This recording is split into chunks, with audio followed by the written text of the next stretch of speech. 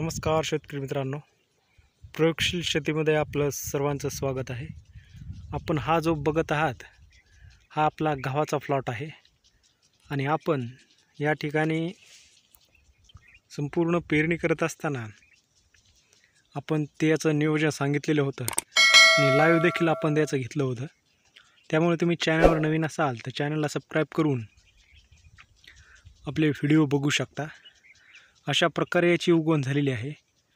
शेतकरी मित्रांनो, या ठिकाणी बघू शकता गव्हाचं आपल्याला पाण्याचं व खताचं नियोजन करत असताना आपल्याला आता 20 ते 25 दिवसाचा जर तुमचा गहू झालेला असेल तर त्या ठिकाणी पाणी देऊन युरियाचं प्रमाण आपल्याला एकरी 25 किलो टाकायचं आहे आणि युरियाचं प्रमाण हे आपल्याला 2 भागामध्ये या ठिकाणी विभागून टाकायचं आहे।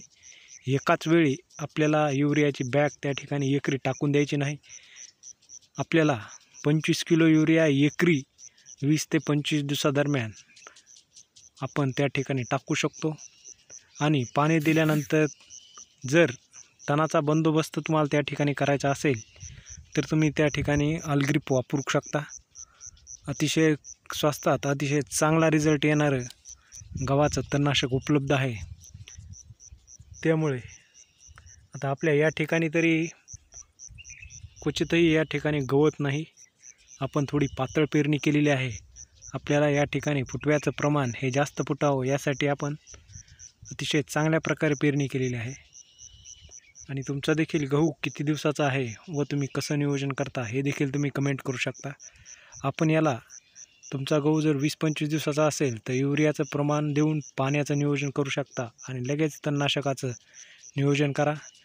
आणि त्याच्यानंतर आपल्याला 20 दिवसाला कशा प्रकारे नियोजन करायचं आहे हे देखील आपण पुढच्या व्हिडिओमध्ये बघणार आहोत। त्यामुळे चॅनलवर नवीन असाल तर चॅनलला सबस्क्राईब करून लाईक देखील करू शकता।